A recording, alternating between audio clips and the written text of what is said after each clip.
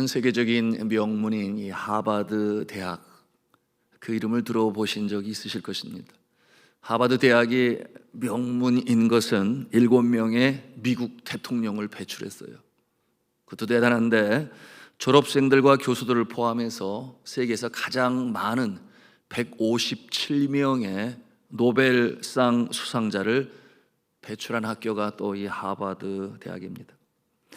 이 학교 이름은 미국 이 개척 초기에 1639년 3월에 젊은 청교도 목사님인 존 하버드, 이 하버드의 성을 따라서 그 학교 이름을 짓게 되었으니 그럴 수밖에 없는 것이, 이 학교가 시작된 것이 주의 종들을 배출하기 위한 신학교로 이 하버드 대학이 시작된 것입니다. 이 존 하버드 목사님은 학교 설립을 위해 자신의 책 400권과 그리고 자신의 재산의 절반인 779파운드를 기부했습니다.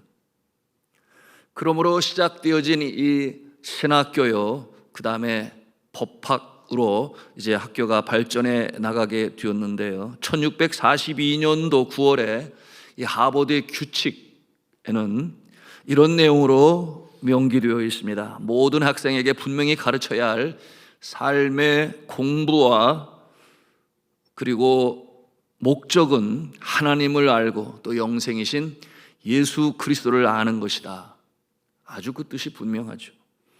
그런데 2013년도에 들어와서 이 하버드 대학에서 학교 교가가 Fair Harvard, 뭐 그런 응원가가 교가가 있는데 기독교 뿌리가 담긴 가사를 폐지하려고 검토한다고 했습니다.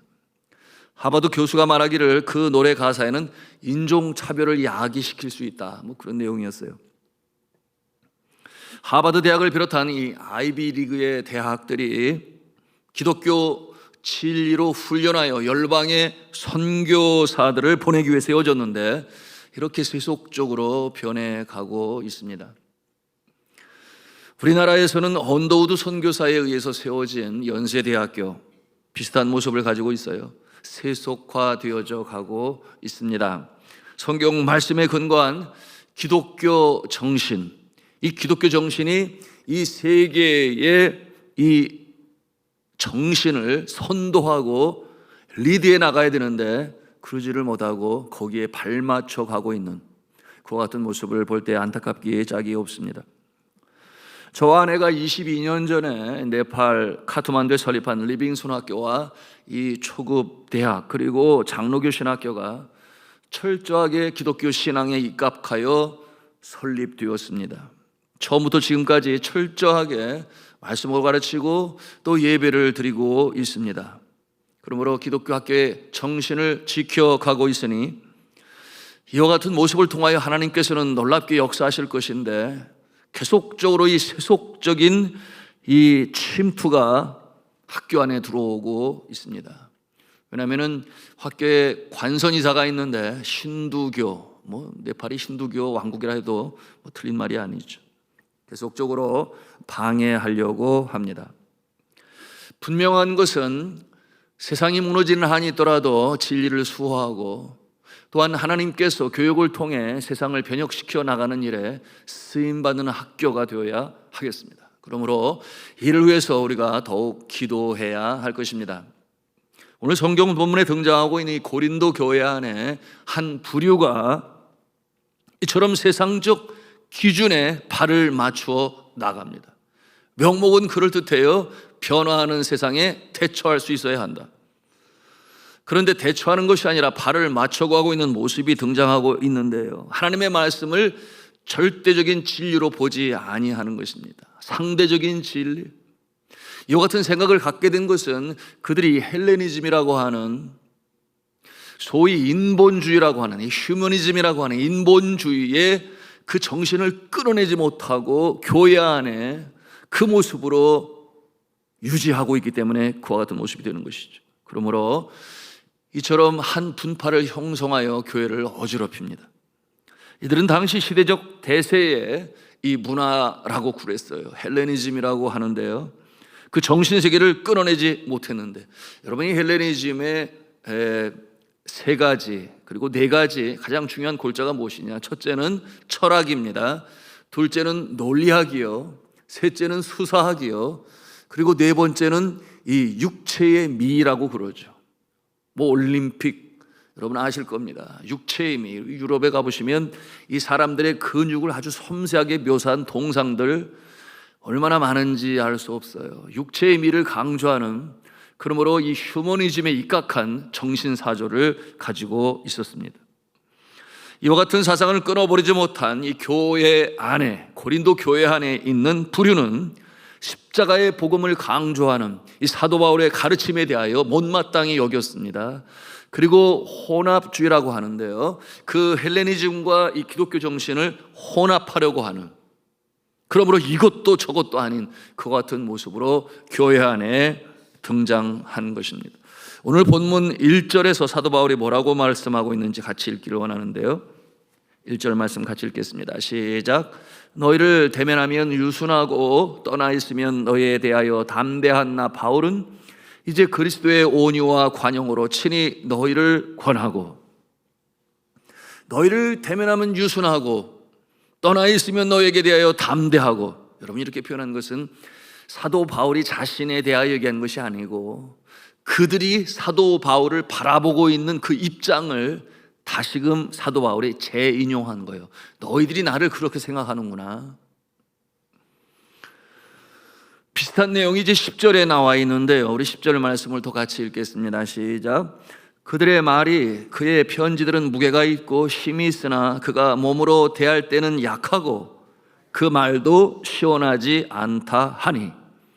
그들의 말이라고 그러지 않습니까? 그들의 말이 그렇다는 거예요. 사도 바울 자신이 그렇다는 것이 아니라 그들의 말이, 바울의 모습이란 서신을 보면 글은 잘 쓰는데 직접 만나보면 육신적으로 연약하고 또한 말이 시원치 않다. 여러분, 그들이 헬레니즘을 통해서 연구하고 개발한 이 수사학의 논리에 근거하면 사도 바울이 전하는 말은 그에 미치지 못한다, 뭐 그런 뜻이겠죠. 수사학, 즉 언변에 능통하지 못하다, 그들의 판단인 것입니다. 그러나 사도 바울은 그렇지 않았음을 우리가 말씀을 통해서 또 보는데, 우리 11절 말씀을 같이 읽도록 하겠습니다. 시작. 이런 사람은 우리가 떠나 있을 때에 편지들로 말하는 것과 함께 있을 때 행하는 일이 같은 것임을 알지라. 다를 바가 없다. 이것이 바로 사도 바울의 모습인 것이죠. 여기서 이런 사람이란 교회 안에서 인본주의, 곧 헬레니즘의 영향을 받은 사람들이요, 바울이 그들에게 말씀하는 거예요.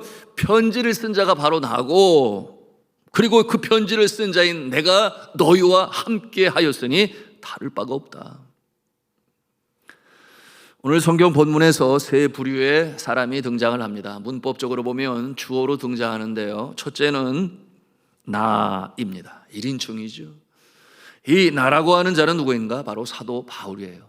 그런가 하면 두 번째 2인칭으로 너희입니다. 이 너희란 누구인가? 이 고린도 교회 안에 비교적 건전한 신앙을 가지고 있는 자들을 너희로 표현을 했어요.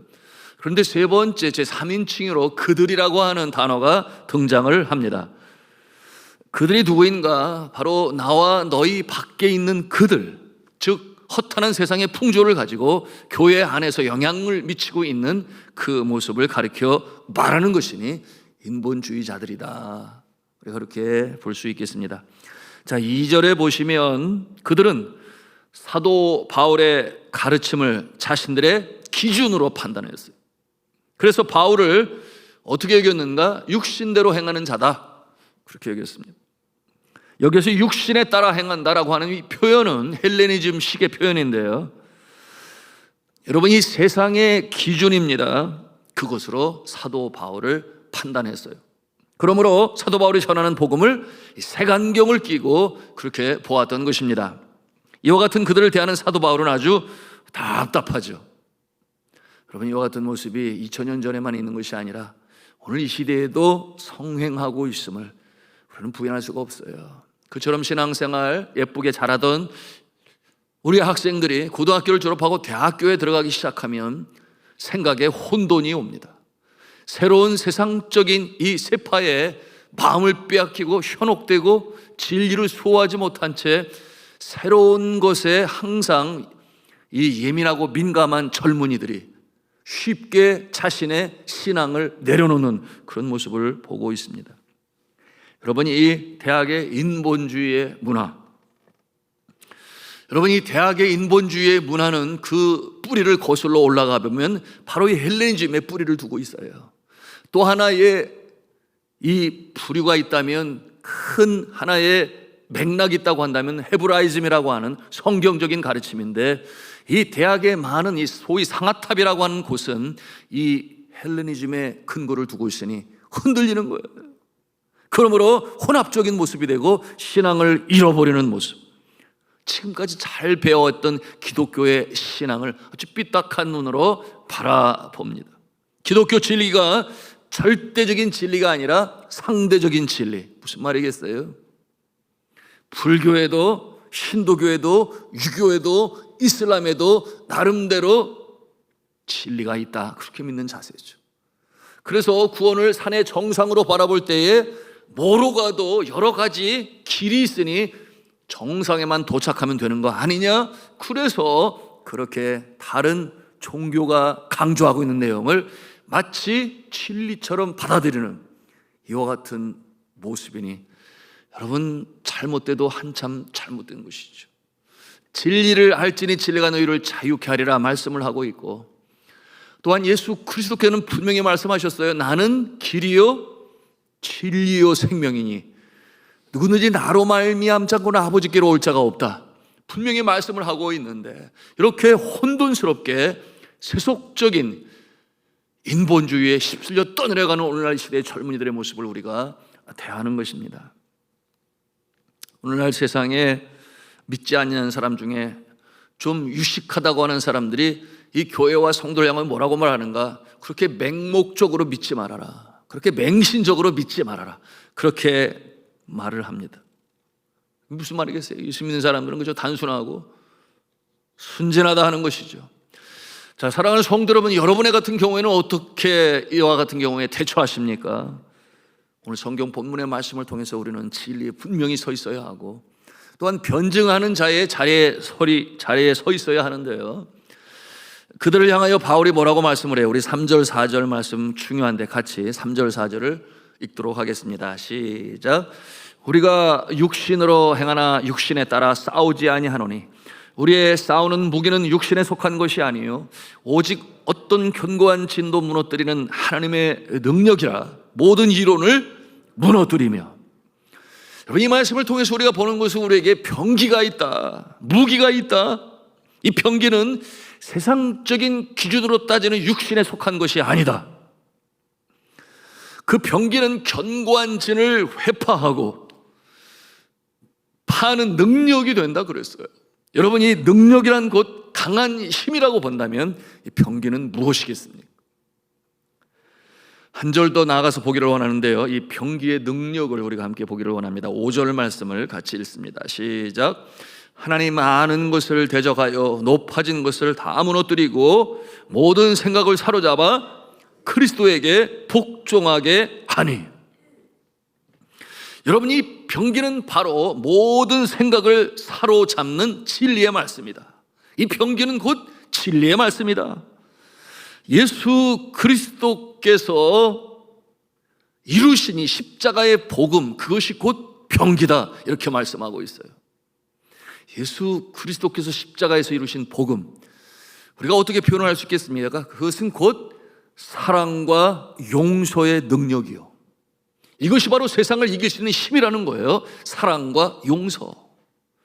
그리고 이어 사망에 쏘는 것을 이기시고 부활하신 그 부활의 능력, 이것이 바로 병기가 된다, 이길 수 있는 힘과 능력이 된다, 오늘 이렇게 말씀하고 있는 것이니, 이 십자가의 복음으로 승리하시는 저와 여러분이시기를 주님의 이름으로 축복합니다.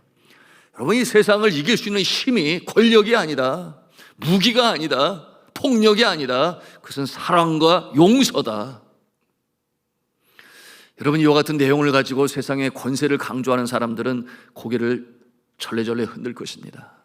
그러나 이 세상의 이 역사, 하나님의 나라를 이뤄가는, 계속해서 지금 성장해 가고 있는 이 세상의 기독교의 모습은 폭력이 아니었어요. 오히려 십자군 전쟁 때 이슬람 세력들로부터 적대시되어 지금까지 이어지고 내려오고 있어요. 여러분, 십자가의 능력은 곧 사랑과 용서임을 믿으시길 바랍니다. 그리고 사망에 쏘는 것, 즉 죄로 인하여 가장 강한 벌이 무엇이었습니까? 결과는 사망이었어요. 죄로 인한 사망, 그러나 사망에 쏘는 것을 이기시고 부활하신, 부활의 첫 열매 되신 예수 그리스도, 죄를 이기는 그 능력이 곧 능력인 것이니, 오늘날 시대에 사람들에게 스트레스를 주고 마음을 병들게 하여 뼈를 상하게 한다, 무엇이겠습니까? 죄책이에요. 죄책, 죄책감. 죄로 인하여 그 심령 가운데 평안이 없어요.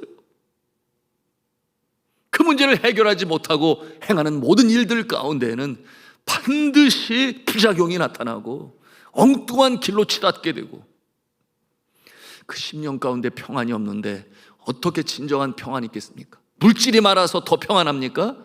그러지 않은 것을 너무나 보지 않아요? 너무나 많이 벌어서 그 자녀들이 기대가 너무나 커요. 자기들이 번 돈 한 푼도 없는데 아버지가 나한테 주지 않을까?